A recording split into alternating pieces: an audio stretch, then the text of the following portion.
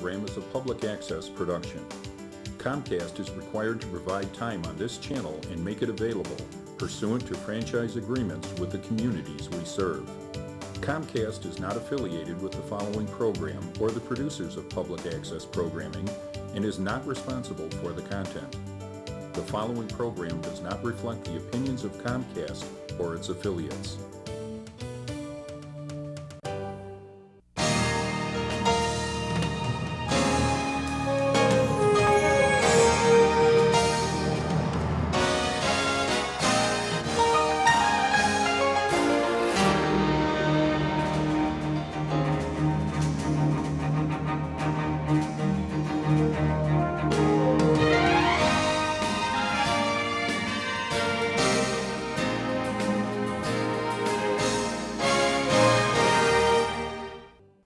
Welcome to another edition of Discover Tinley for this month. Thanks for watching. My name is Ron Centeni. I'll be your host for this month. And every month we do the show here to talk about the things, the people and organizations of Tinley Park that make Tinley Park a great place in which to live. And as we all know, Tinley Park is a great place in which to live.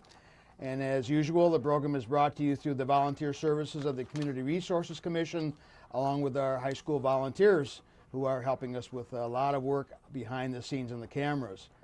On a sad note, we have to begin our show a little bit with the passing of one of our commission members. Phil Raines was our commission member for many years, a very valuable member of the commission, helped us a lot on the TV show, and passed away suddenly sometime in June. And we're still going to miss his services here with our commission. So this program is dedicated to Phil Raines, a former Community Resources Commission member. We have a couple guests tonight who are really got some good programs here. Our first guest, actually guests, we have two guests. We have six legs in our guest this evening. Our Officer Raines, who is with the Tinley Park Police Department, and is the canine officer for Tinley Park. Welcome to Discover Tinley. Thank you very much. And our fine canine dog is? Yambo. Yambo. Well, he knows his name. Very good. Welcome. And now, how long have you been the canine officer? I've been the canine with Tinley for just about a year. About a year. And how long have you been at Tinley Park Police? I've been with Tinley Park Police Department since 2010. Oh, wow. And you enjoy every minute of it, right? Yeah, I do. Oh. I enjoy working with the dog, too. What made you decide to be an officer with a dog, a canine officer? The canine unit is just it's a unique experience. Flats. You get the opportunity to ride with a partner every day. We don't ride with partners like Chicago or Joliet or larger cities. You're pretty much on your own. You have multiple guys and girls working who can back you up, but I don't have to wait for them. If something happens, I have a four-legged partner who would defend me with every ounce of his being. It's a really unique experience. It's rewarding, and it's something that not everyone gets to experience. It's a lot of fun. Yeah, you're the only. Now, what's the purpose of having a canine unit, having a dog on a police department? What's the advantages of having them with us? He does multiple functions. He's what's considered a dual-purpose canine.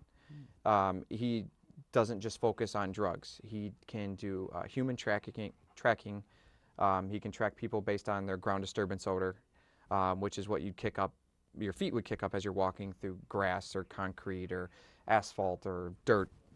And he can pick up an individual scent and follow that scent, huh? Yes, he's picking up the ground disturbance odor. He's a little different from a bloodhound.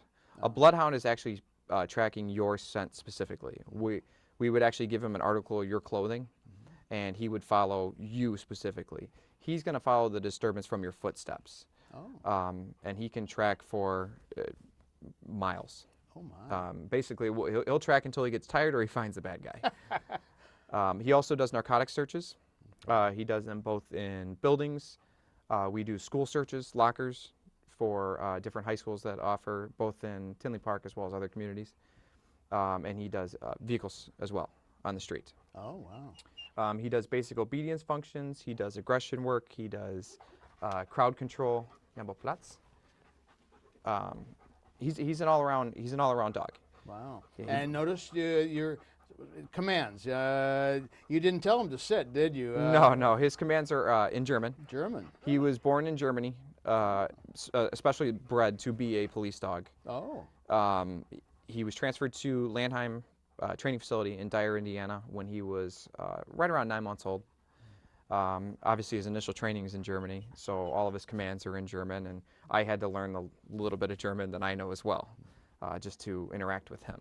Wow. Okay. Then, so that now he started his life over in Germany. Correct. Is that typical? In Germany they breed dogs especially for canine units? Most of the canine units that I work with are purebred German Shepherds. There's a couple different dogs that they do use. I find it's most common to see a German Shepherd or a Belgian Malinois. Most of the different male and female handlers that I work with from the different agencies, Yambo have purebred Shepherds. A lot of them have gotten them from the same place I did too. Oh, wow. Talk about what the process was after you got the dog. What did you go through to get the dog, and then the training you went through to work with him? To get the dog, we submitted any officer that was interested and had enough time with the department submitted a resume. We did an open interview process with most of our command staff, as well as the owner / master trainer from the school where he came from.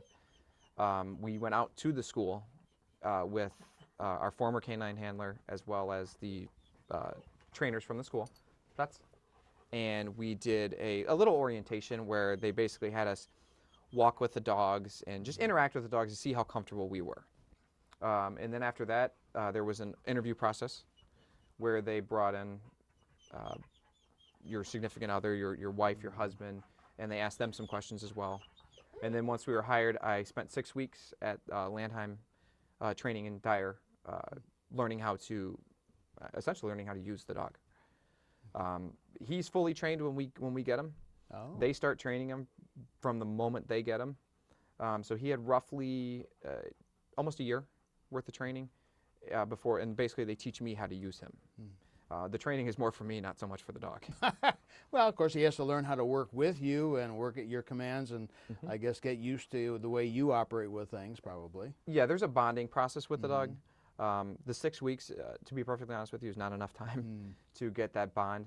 I would say at a year, we're at almost a year now, and after spending 10 hours a day in the car together, and he lives with me, we go for walks, we play, our bond is much stronger than it was when I initially got him. And you said he actually lives, so that's your dog to take care of day and night. That's Yes. You live with the dog then, huh? Anything he needs, feeding, walking, cleaning up after him, that's all my responsibility. It's part of the job. Yeah. Well, hopefully he's trained well enough by now to take care of himself a little bit. Not cause too much of a problem. No. He's fine in the house. Other than a little bit of shedding, we don't have too many problems. No, can you tell me any situations that you've actually, or what's it like having him like on a tour of duty? And is there a situation you can think of that he recently did something significant? He's a great tool to have just on a day-to-day basis. We, if we have a burglary at a business, rather than sending the officers into the business, we send the dog. Oh.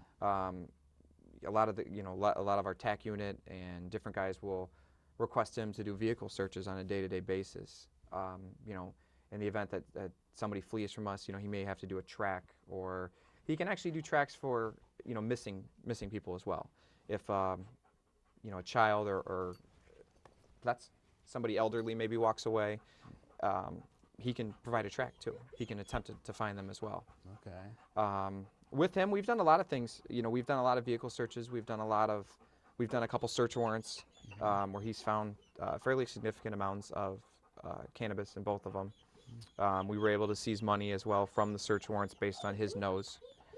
He's also done several live human tracks as well. Well, I tell you what, he seems anxious. Why don't we go outside and let's see what he can do against somebody that maybe is testing you and him is waiting to. We'll go outside. We'll take a few minutes, go outside, and we're going to see what he actually can do on site. Okay. Basically, this is what this is going to simulate somebody having a weapon, someone who is refusing to come to us. Officer Kratzer has a rubber baton in his hand, which he's going to simulate like it's a knife. What I would do in a situation like this, I wouldn't approach them. I would call them to me. If the event that they would not come to me, this is where we'd use Yambo to do an apprehension. So, sir, come here so I can speak to you. Sir, do me a favor, drop the weapon for me, all right, sir? Sir, if you do not drop the weapon, my dog will be used. Sir, it's your final warning. If you don't drop the weapon, my dog will be sent. Yambo, puck it. Go, boy. Drop the weapon, sir. Drop the weapon. Drop the weapon. As you can see, Yambo will stay on the bite. He will stay on this as long as I possibly tell him to. I can engage my dog while he's doing this. I can walk up and pet him. If I can interact with the suspect, I can pet the dog. I can tell him he's a good boy, he's doing a good job, and he will not let go of this bite. Until I give him a command to let go of this bite, he will not let go. Suspect, stand still, stop fighting my dog. Stand still, stop fighting my dog. Yambo, out. Out. Good boy, Yambo, good boy.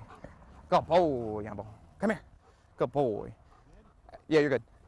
Like I said, as soon as I tell him to let go of what he's doing, he will let go of the bite.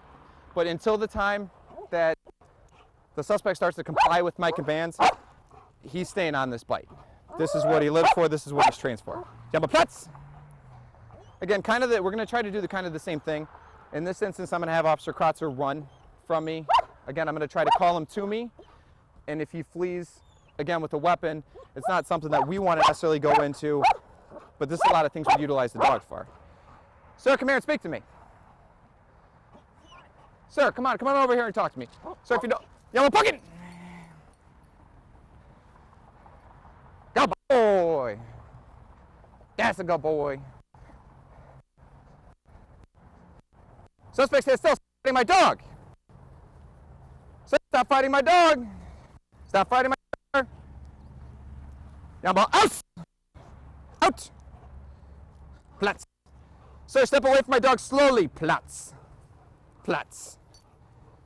Sir, put your hands up. Platz. If you want to go, pumpkin. Good boy.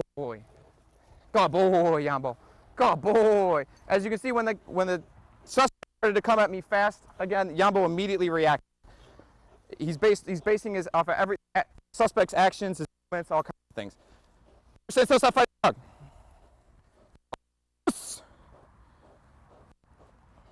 Out.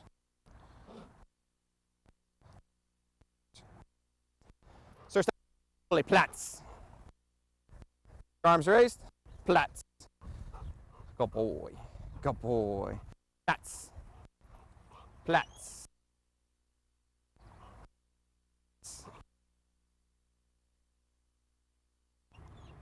Platz. Platz. Good boy, Yambo. Good boy. Puss. Puss. Come on. Puss. In a situation like this, what we want to do is, the reason I have him walk away and walk into the woods is I never want my dog to feel like he lost. Yambo needs to feel like he won the fight. He needs to feel like he won the battle. That's why Officer Crosser ducked off into the weeds. Good boy. Platz. Platz. Well, that was kind of exciting there, and your assistant, your partner, Officer Kratzer, who's with Yes. the police department a long time. That was pretty. I wouldn't want to be in the receiving end of Yambo. No, you don't want to be on the receiving end of him. Wow. But now he hasn't had to do much of that Platz. so far, right? Platz. No, not on the street. Okay. Fortunately, so far, he has not had to apprehend anyone. That's okay. And let's hope that maybe the word goes out, if anybody is looking with the Tinley Park Police Department, if you see Yambo, I would not run away. You're not going to make it very far. And he actually will grab somebody, right? He'll grab them Yes. and hold them. They don't obviously don't have the padding on, so Yes. he'll actually hold on to them Until I tell him to let go of that bite, he will not release his bite. Wow.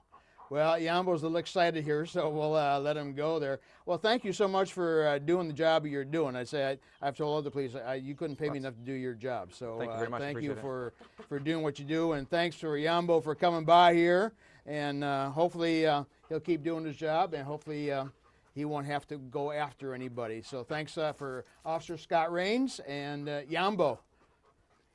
Well, our next guest, there was a famous actor once said, the worst things you can do on television is follow animals and children. But our next guest is does a very important job in Tinley Park, so I think that's not going to be true. We have a very outstanding organization in town called Together We Cope. and they do a tremendous, tremendous job helping people in need. And one of the big functions of Together We Cope is the food pantry, where they distribute food to some needy families. And we have with us here the manager of the food pantry, Gordon Collins. Gordon, welcome to Discover Tinley. Thank you very much. Yeah, some people don't realize there's a food pantry behind the Tinley, the Together We Cope. I was over there. I was just going to say, I was over there to see you this last week. I couldn't believe what I saw. You have quite an operation over there, and it's larger than I would even imagine. I can't believe how big an operation you've got going over there. What's the purpose? What's the idea of the food pantry? What's your goals and roles of the pantry? Well, our goals are basically to keep people fed that are in need. People that come to our pantry can only come in there once a month, and we try to supply them with enough staples to feed a family of 4, whatever the case may be, for between 4 to 6 days. Okay. And you got you got quite a crew of volunteers helping you, don't you?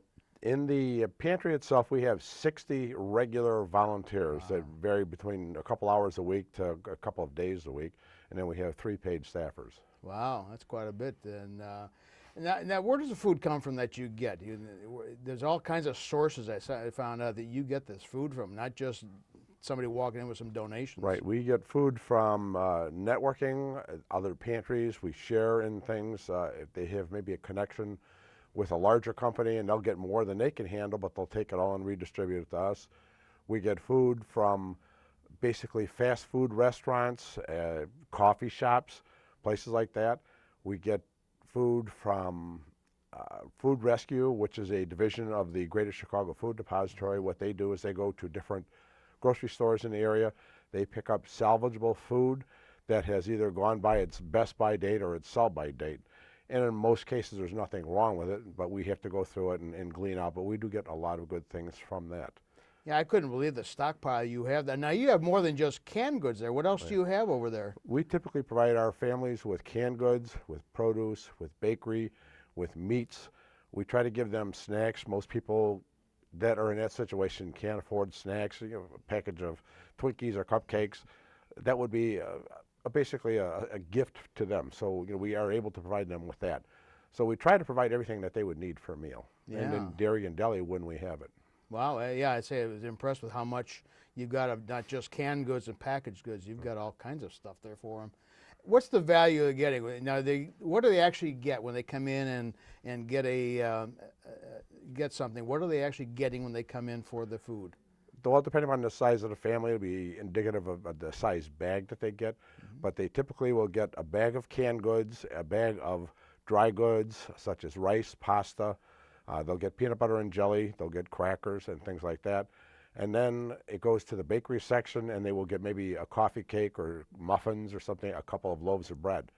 As it goes up to the front door, which when you were there you saw, they're supplied with meat. They're given a choice of 2, 3, 4 meats, depending on how much we have in a given day.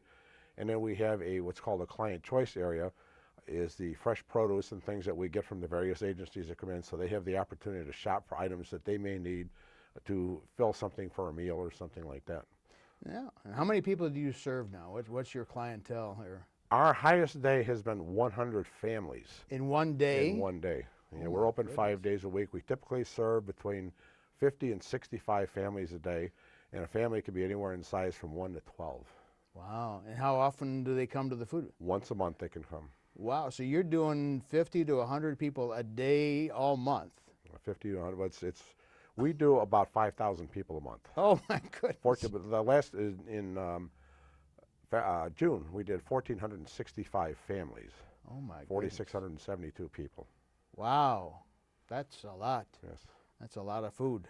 The value, what you showed me one time what it costs to feed these. What kind of value are they getting now from the Well, we supplies? have to buy some food. We don't get everything free. But through the Chicago Food Depository, we can buy food, and it's a much reduced price than what you would pay for in a grocery store. If you combine what we pay for that and what we get in all the collecting that we do, we pay about 4 cents a pound for food. All right, we did a recent survey with our clients, and each person in the family, it averaged out that they got 16 pounds of food. So a family of 4 would walk away with 64 pounds of food. At 4 cents a pound, it comes out to $2.56. And as additional part of the survey, what we did is we went on the U.S. Department of Agriculture site, we went on a lot of the supermarket sites, and if they had to replicate that retail at Jewel or whatever the case may be, it would be just short of $95. Wow. Holy cow, that's quite a, Yes. a reduction there. Wow. Well, that's pretty good. I say they get quite. And what does it take for somebody to come in? Can anybody come in and get it, or what does it take to qualify to come in to get the food? There's really no qualifications for food other than if you're hungry. Nobody will ever be turned away. They come into the front office. You just can't walk into the pantry. You have to be registered. Okay. They do like a semi-appointment schedule with that, and that's for the reason since we have so many people, especially in inclement weather, we don't want people lined up out the door like so many other pantries do. So they have kind of a scheduled time to come in, and they can get what they need. And like I say, all they do is sign up in front. Just have to do a client, and through the client services, they do a intake. Okay, and how do they register? Where do they go to register? In the front office together, we call it. Okay, the main so you entrance come in right together, off they of- go up and right. come in there and sign up in there, and then go from there. Yeah, the first time they come, they can get food, and then they can schedule an appointment for the next month, and they can come in as a regular client and go through the food pantry to get food that they need. Okay, you have some pretty regular people coming in there, and We've quite a had some turnover. clients, yeah, we've had some clients have been coming there probably close to 7 years. Oh my! We've had clients that have been there for several years, and once they've gotten back on their feet, they've contributed back to us with large donations, with food donations, monetary donations. Oh my! So yeah, there's a lot of people depend on us. Give us a story about somebody who maybe really benefited from that food pantry. Well, around the holidays, we do different programs where we give out complete meals, and it's sort of an invitation only because what we do is we pick the families that are more in need. And we had a young mother who was just recently divorced, or actually her husband left her, and she had 3 young children. And she was living in her car, and she just had the opportunity to get in a hotel, that we arranged for. But she came in, and she was one that was invited, and she was able to get a turkey, she was able to get a pie, she was able to get all the fixings for a Thanksgiving dinner in this case, and she was just standing there bawling, and we couldn't understand why. And she says, she would not have known what she would have done for her family if we had not been there. Wow. So that was very touching. And we have a lot of people that come in that really appreciate what we do. Yeah, yeah. You said you don't just go serve Tinley Park. You serve. We service 22 communities. Oh my goodness. Our service area extends as far north as 87th Street, south to 183rd Street, west to Wilcook Road, and east to Western Avenue. Wow, it's a large area. Yes, very large. And talking about you talking about holiday food. People sometimes at the holiday time they give you the food and they donate. But you told me one time you need it more than just holiday. People need food more than just at holiday time, right? Well, I get a lot of calls around the holidays, Thanksgiving and Christmas, and everybody just wants to do something good. But what they fail to realize is people need to eat year-round. So it's great to have a bunch of stuff and just dump all kinds of stuff on them. But we get into the leaner months, February, March, April, we get very little food. Oh. So these people that are wanting to do these big holiday donations, I've spoken to a lot of them and said, well, look, we need to balance this out over the course of the year, which they have responded with very well. And our pantry shelves right now are better stocked than they have been in a long time due to that fact. Wow. Now I understand the chamber did a little function with you guys last month and trying to get some food. Right. And you have some organizations that kind of help you out along the ways there. Well, they're going to do it through all the different stores, and then I call it the World. I guess it's the First Midwest Bank Amphitheater on July, I think it was 18th. They did a food drive. Now they did that for us last year, and it was a lot of food, and it was kind of the first one. It was a little bit disorganized because it was so much, and we were ill-equipped to handle everything. So this year made arrangements with 2 other agencies that we network with and are sharing in what's done. We take it in, we sort it, and we date check it because a lot of stuff we get is out of date, and then we share it between the agencies involved. As well as with other agencies that aren't as fortunate as in more of affluent areas like this. So you will help out other agencies that need food too then? Yes. So Tinley Park is kind of the big one. Yeah. Wow. One of the biggest in the suburbs, really. There's only a couple that in a whole Chicago, the 6-county area. Wow, you're one of the biggest. Yeah, one of the biggest. Oh, gee. Yeah, it's sad that we need something like that, but it's nice that there is something like that around to do that. Now, how long have you been with the organization doing this? Well, I retired from the railroad in 2010, and retirement was great for about the first 3 months, and I was bored out of my mind. So I came to Together We Cope as a volunteer and just was helping stock shelves. But I was a supervisor for the railroad for 38 years, so my curiosity was more than just put cans on a shelf. So I got more and more involved in how to do the food ordering and how to network with people. So when my predecessor retired, they asked me to take the job, which was about a year and a half ago. So I stepped in and took the job. Wow. Well, thank you. You do a tremendous. I say, watching you work and watching the operation work, you've got it down to a science. They're pretty good. Now you could still use some volunteers, right? If somebody wants to volunteer, how would they get a hold of you? Well, they can call me at 708-633-5004, extension 7228, or they can email me, and it's gcollins@togetherwecope.org. They could do that if they want to volunteer, and also if they would like assistance in setting up a food drive, or also we deal in personal care products, toothpaste, toothbrushes, razors, and things like that that a lot of less fortunate people really can't afford. So we try to supply them with that as well. Wow, wow. And the volunteers are basically doing what? They do everything from driving a truck, picking up food, unloading the truck. They pack the bags, as you saw when they service the clients. They prepare, they meet and greet the clients and service the clients and help them out the door. So, and then a lot of our recent well-doing is because of ideas that I have solicited from clients. I'm not going to take credit for things that have gone on there, because we've had some volunteers that have come up with some spectacular ideas, and we're able to put a lot of those in play, and it's made a big difference. Wow. Yeah, people are getting served. It's kind of nice, good to listen to them, and they could really help you out quite a bit too there. So. Wow. Well, you got tremendous service there, and like I say, I was totally impressed by when I saw the operation there, and you got quite a thing going there. I can't believe what you do and how much you serve there. So keep up the good work with Together We Cope, and that's over on Oak Park Avenue, right? 17010 Oak Park Avenue. Okay, thank you. Good. And people can volunteer if you want to volunteer to help out. Gordon always could use some extra help and extra hands over there. Especially need people that are capable of men. It doesn't have to be a man, but men for driving a truck or a van and able to lift 50 pounds or so for all the various places we pick up food and bring it back, unload the trucks. Yeah, I saw some of the things they were lifting. They had some good ones there. Well, excuse me. The largest part of our volunteer staff is probably 65 or older. Wow. I would say probably 85%. Wow. But you would never know it. These are some older folks that really put their heart and soul into what they're doing. Well, keep up the good work, and congratulations on the job you're doing. Together We Cope, Food Pantry. Watch out for things going on in Tinley Park, and we'll see you next month.